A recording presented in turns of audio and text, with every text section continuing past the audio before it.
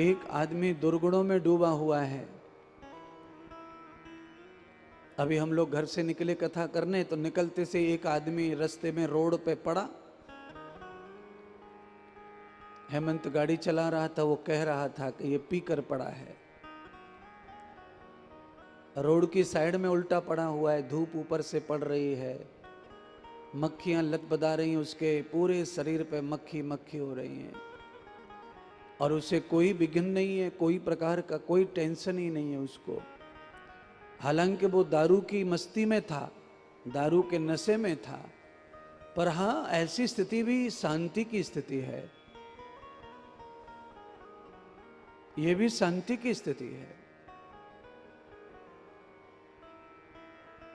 कुछ क्षण के लिए, कुछ देर के लिए ऐसी अवस्था भी शांति मानी जाती है।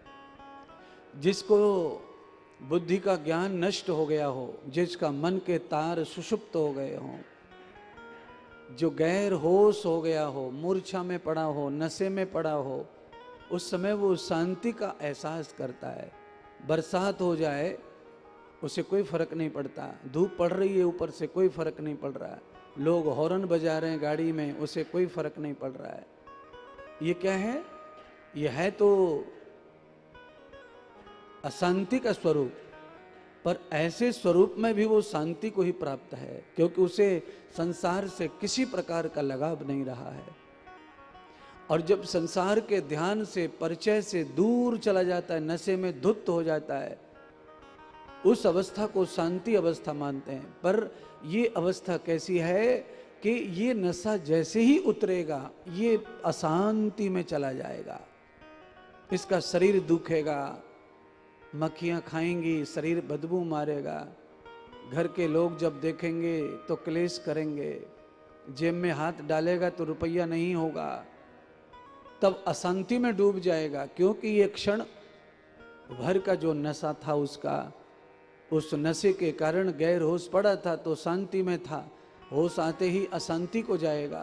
पर जब प्रभु कृपा की शांति मिलती है तो आदमी होश में रहकर भी होश में ही रहता है।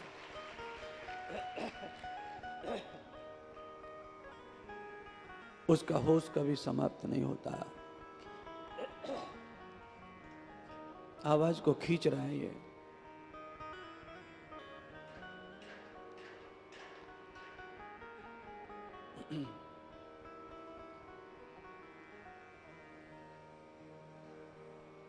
तो हम सब ऐसी अवस्था में बैठे इस समय। हमें होश भी है, क्योंकि हम सब घर से चले तो रास्ते में ट्रैफिक मिला है, गाड़ियां मिली हैं, ये अवस्था होश की है। ऐसी अवस्था में भी हम कथा में पहुंचे हैं, तो हमारा लक्ष्य, उद्देश्य आज कथा है, तो हमें शांति मिलने वाली है, लंबे समय की वाली शांति, मन को शांति, बुद्धि को, शरीर को, आत्मा को, क्योंकि परमात्मा ने हाथ पकड़ा है, वो खींच लाया है।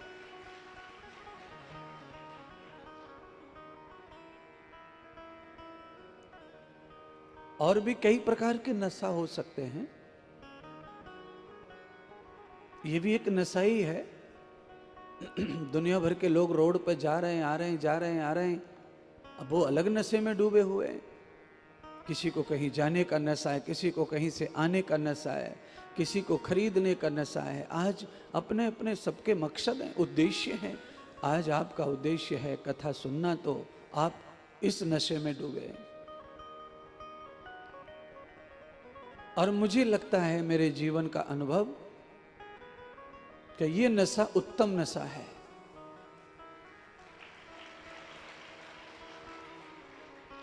क्योंकि इस नशे से कल अच्छा होने वाला है। और वो रोड पे जो पड़ा था, आज हमने जो देखा, उस नशे से कल खराब होने वाला है। तो मनुष्य होने के नाते हमें भविष्य की चिंता सबको रहती है, हम सभी भविष्य की चिंता करते हैं। तो फिर इससे सिद्धांत सिद्ध होता है कि जिनको भविष्य की चिंता है वो कथा जरूर सुने, वो भजन जरूर करें, वो पूजा जरूर करें, वो सेवा, दान, अर्चन, बंधन, आरती जरूर करें, वो अपने आप को धार्मिक अवश्य बनाएं। जिनमें धार्मिकता है उनको एक दिन परम खुशबू का आनंद प्राप्त होता है। एक महात्मा बैठे हुए थे आश्रम में, 10-15 शिष्य महात्मा के पास में पहुंचे और उन्होंने महात्मा से कहा, महात्मा जी हम इतने दिनों से आपके पास आते जाते हैं,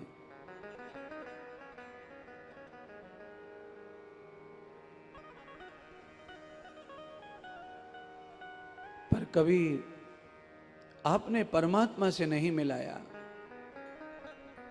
आप ही महात्मा है, महात्मा मतलब परमात्मा, पर आप पूछने वालों के विवेक में, बुद्धि में कोई कमी होगी।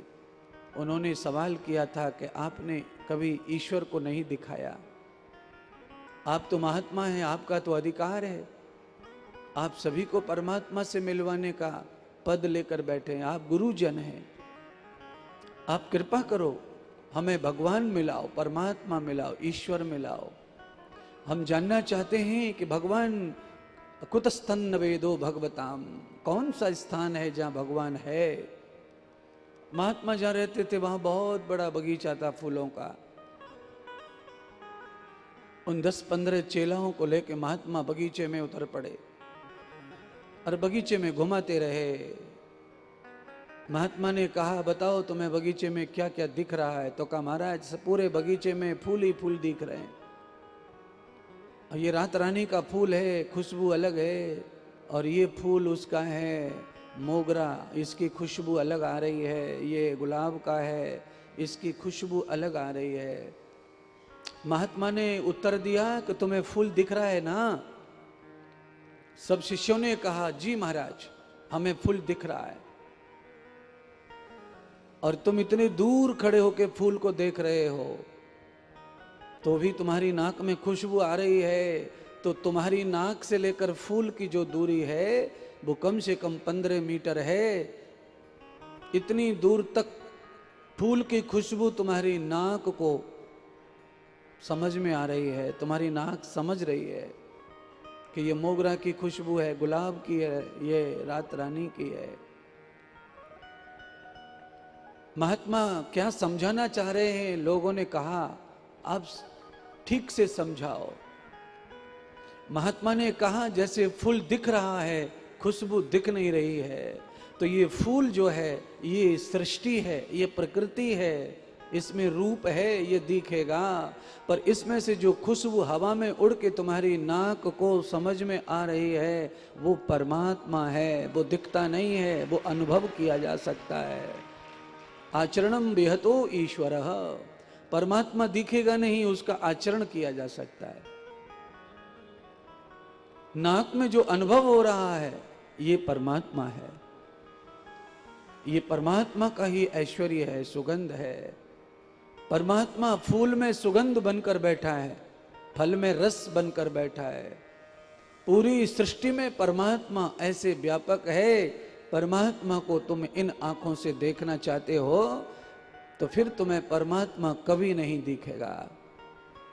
परमात्मा की छवि क्या है, परमात्मा का स्वरूप क्या है? तो परमात्मा का स्वरूप है उसका कीर्ति, उसका यश, परमात्मा का सौंदर्य ही दर्शन है प्रभु का। उनका जो कर्तृत्व है जीव के प्रति, सृष्टि के प्रति, वह परमात्मा का स्वरूप है। वैसे वो सभी के सभी जो लोग थे ईश्वर के बारे में जानते जानते ये समझ लेते कि हमें ये सवाल करना ही नहीं चाहिए था। क्यों नहीं? क्योंकि परमात्मा तो स्वयं महात्मा ही होते हैं। तो महात्मा का दर्शन हो गया, मतलब परमात्मा का दर्शन हो गया, तो सवाल समाप्त हो सकता था। पर उन्होंने महात्मा को परमात्मा जाना ही नहीं, उन्होंने इंसान के रूप में ही समझा, एक टीचर के रूप में ही समझा।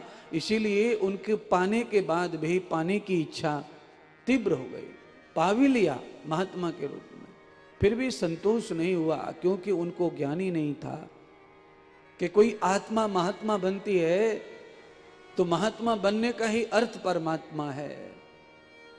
महात्मा का ही दूसरा नाम परमात्मा हो सकता है।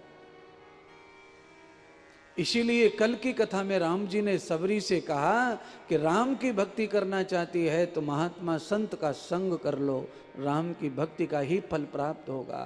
प्रथम भगति संतन कर संगा। इसीलिए आप सब लोगों को चाहिए कि आज रास्ते में हमें जो प्राप्त हुआ दारूड़ा, जो दारू पी के पड़ा था, वो नशा तो उसका उतर जाएगा, हम लौट के जाएंगे तब तक शायद वो वहां नहीं मिलेगा। नशा उतरते से पछताता घूमेगा, रोते घूमेगा, पछताएगा, प्रायश्चित करना चाहेगा, प्रायश्चित होगा नहीं। क्यों? थोड़ा बहुत ऐसे दारूड़ों के पास कुछ होता नहीं है, 10-20 रुपए कहीं से चुरा लेते हैं, मांग लेते हैं, उसको पी के पड़ जाते हैं, फिर ये रोते रहते हैं, पछताते रहते हैं, बड़ा गलत हो रहा है, ये क्या करा जाए। इसीलिए एक दिव्य नशा है, आइए एक पंक्ति गुनगुना करके उस नशा को भी आप धारण कर लो। कैसी लाइन है? हो सकता है आपने सुना होगा मोबाइल वगैरह में। बिन पिए नशा हो जाता है, जब सूरत देखूं भोले की। बिन पिए नशा हो जाता है, जब सूरत देखूं भोले की। बिन पिए नशा हो जाता है, जब सूरत देखूं भोले की। बिन पिए नशा हो जाता है, जब सूरत देखूं भोले की। बिन पिए नशा हो जाता है, जब सूरत देखूं भोले की। जब सूरत देखूं भोले की, जब सूरत देखूं भोले की। जब सूरत देखूं भोले की, जब सूरत देखूं भोले की। बिन पिए नशा हो जाता है, जब सूरत देखूं भोले की।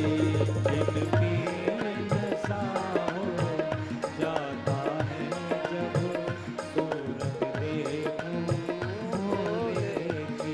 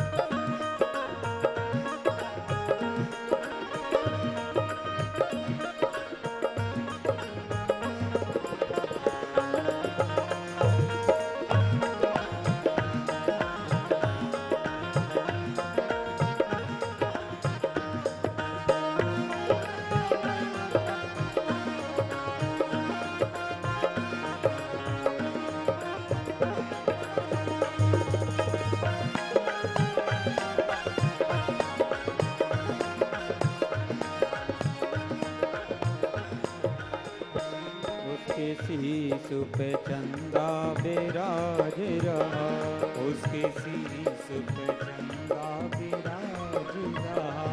उसके शीश पे चंदा बिराज रहा। उसके शीश पे चंदा विराज रहा।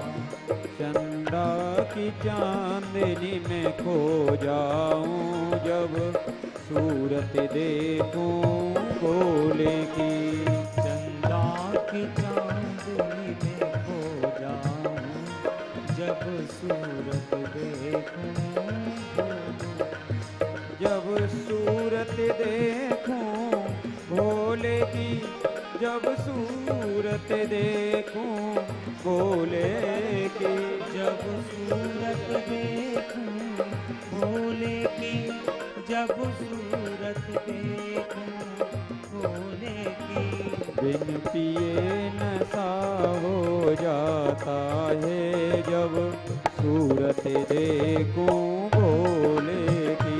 बिन पिए नशा हो जाता है, जब सूरत देखूं भोले हो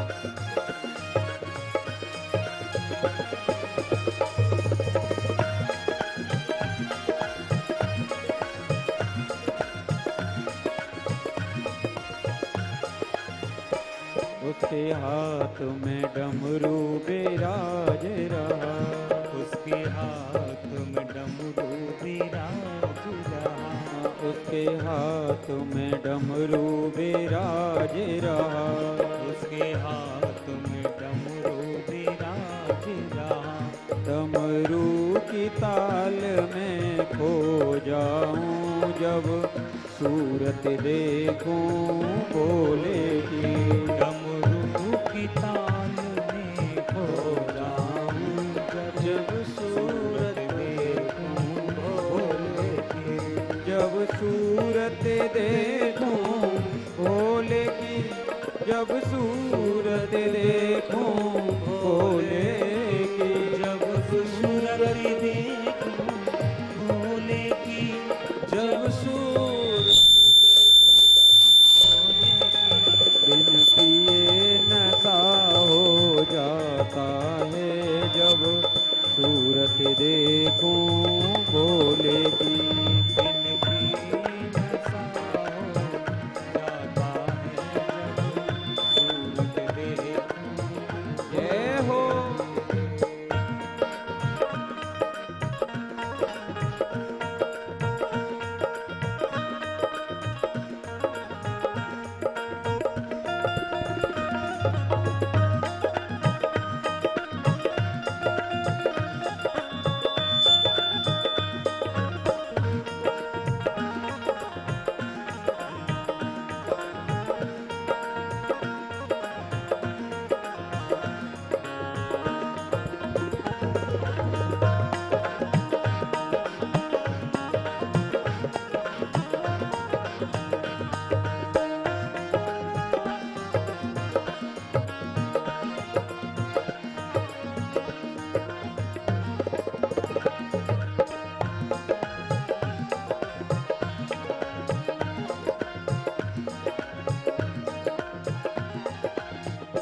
उसके पैरों में घुंघरू विराज रहे, उसके पैरों में घुंघरू विराज रहे, उसके पैरों में घुंघरू विराज रहे, उसके पैरों में घुंघरू विराज रहे। घुंघरू की ताल में खो जाऊं जब सूरत देखूं भोले की, घुंघरू की ताल में खो जाऊं जब सूरत देखूं भोले की, बिन पिए नशा हो जाता है जब सूरत देखूं भोले की, बिन पिए नशा हो जाता है जब सूरत देखूं भोले की, जब सूरत देखूं भोले की, जब सूरत देखूं भोले की, जब सूरत देखूं भोले की, जब सूरत देखूं भोले की, बिन पिए नशा हो जाता है जब सूरत देखूं भोले की, बिन पिए नशा हो जाता है जब सूरत देखूं भोले की, बिन पिए नशा हो जाता है जब सूरत देखूं भोले की, बिन पिए नशा हो जाता है जब सूरत देखूं भोले की, बिन पिए नशा हो जाता है जब सूरत देखूं भोले की, बिन पिए नशा हो जाता है जब सूरत देखूं भोले की, बिन पिए नशा हो जाता है जब सूरत देखूं भोले की, पिए नशा हो जाता है जब सूरत देखूं भोले की। नमः पार्वती पतये हर हर महादेव। शिव महापुराण की जय हो। एक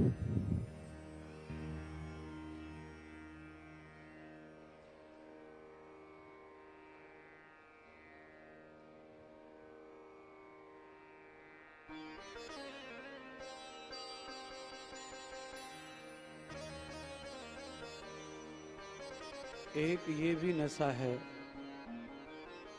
और एक वो नशा है जो हमने अभी बताया रास्ते में मिला था। इस नशे में और उसमें फर्क आपके सामने है।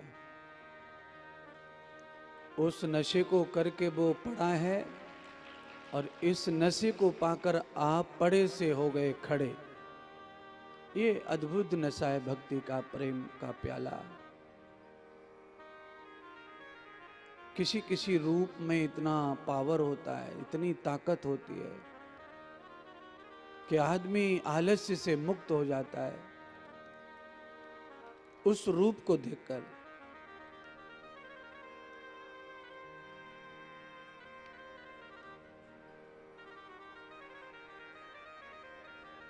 भगवान सूत जी सौनक आदि ऋषियों को ये पावन शिव कथा सुना रहे हैं और इसकी महिमा बता रहे हैं कि शिव की महिमा, कथा की महिमा क्या है। महत्तम शिव महापुराण का सुना रहे हैं। यसच्चलोकम प्रतिबंधकारकम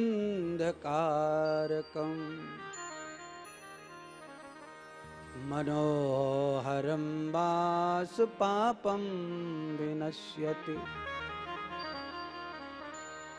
जन्मौत जन्मं पितरन्धमूलः अंधोऽपि रजनी तपद्वेरसूर्यम्।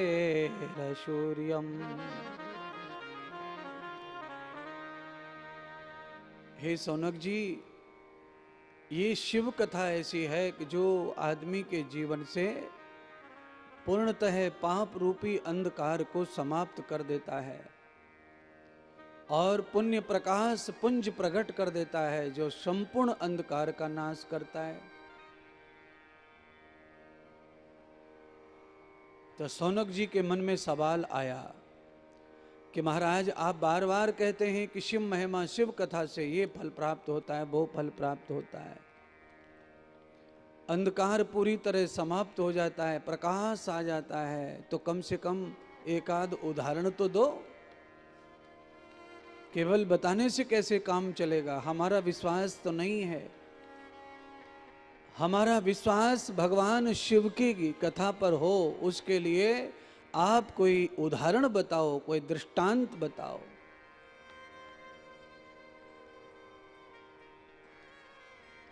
आप कोई उदाहरण दीजिए।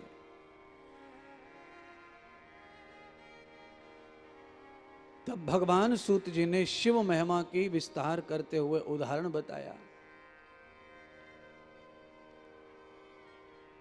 कहा कि दक्षिण में एक ब्राह्मणों का नगर है, उसमें एक पापी ब्राह्मण भी रहता है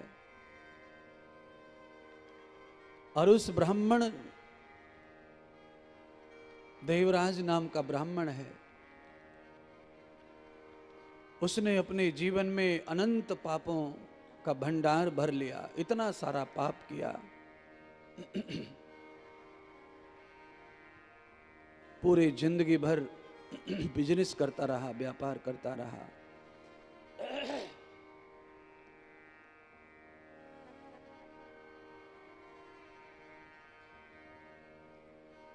और जब अवस्था बदली, समय आया, बुढ़ापा आया, तो उसके साथ में जो रिश्ते थे धीरे धीरे सब टूट गए। क्यों? आदमी अपनों के साथ ही अन्याय करे, छल करे, कपट करे तो एक दिन वो पोल खुलती है, और वो पोल खुलती है तो ये महसूस होता है कि ये व्यक्ति सगा किसी का नहीं है, ये अपना बना के ही टारगेट करता है। ऐसे व्यक्ति के साथ फिर संबंध रखकर हम कल पछताएंगे, परसों पछताएंगे। ऐसे सब लोग जो है दूर हो गए थे उस ब्राह्मण से, क्योंकि उसने सबके साथ छल किया था। इसलिए जीवन में कब कहीं किसी के भी जीवन में विपत्ति संकट का समय आ सकता है। चाहे कोई राजा हो, महाराजा हो, साहूकार हो, सेठ हो, बलवान हो, धनवान हो, ज्ञानवान हो, सबके जीवन में समय खराब आ सकता है। क्यों? पहले बहुत महान महान लोगों के जीवन में संकट आए हैं, विपत्तियां आई हैं, और उन संकटों में कोई साथ देने वाला नहीं रहा। क्यों नहीं रहा? कि द्रवितम न चतोर चंचलम चारत युक्ताम, उनका चाल चरित्र अच्छा नहीं रहा। कौन अपना कौन पराया, उनमें भेद हो गया, और अपनों के साथ भी भेद हो गया कि अपना काम बनता भाड़ में जाओ जनता। अब चूल्हे में जाओ भाड़ में जाओ, ये गालियां टाइप ही है। अगर ऐसा कोई सोचता है तो उसके जीवन में अवश्य एक दिन ऐसा आएगा कि उसको जनता का ही काम पड़ेगा, और जनता जब साथ खड़ी नहीं होगी तब उसे पता चलेगा कि अपना काम बनता भाड़ में जाए, जनता का फल क्या है, परिणाम क्या है।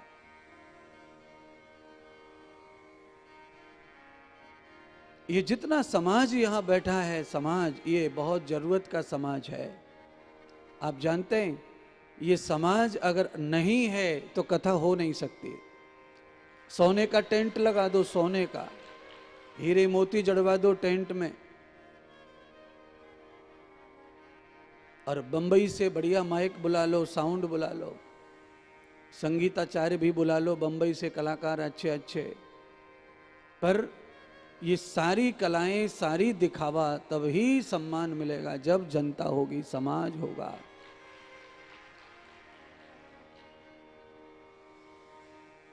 एक कहावत है कि मियाँ बीवी राजी तो का करेगो काजी, पर उसे हम विवाह तो नहीं कह सकते है।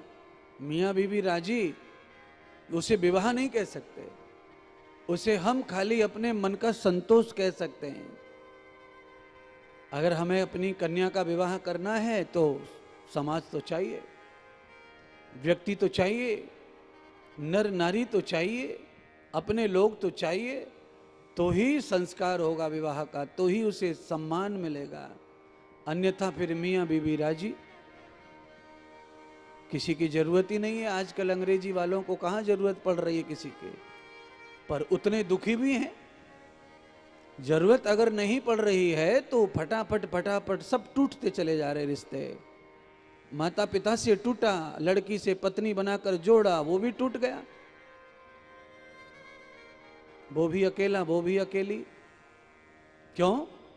सामाजिक कृत्य समाज से ही चलेगा, और समाज का डर खत्म हो जाएगा तो रिश्ता नहीं चलेगा।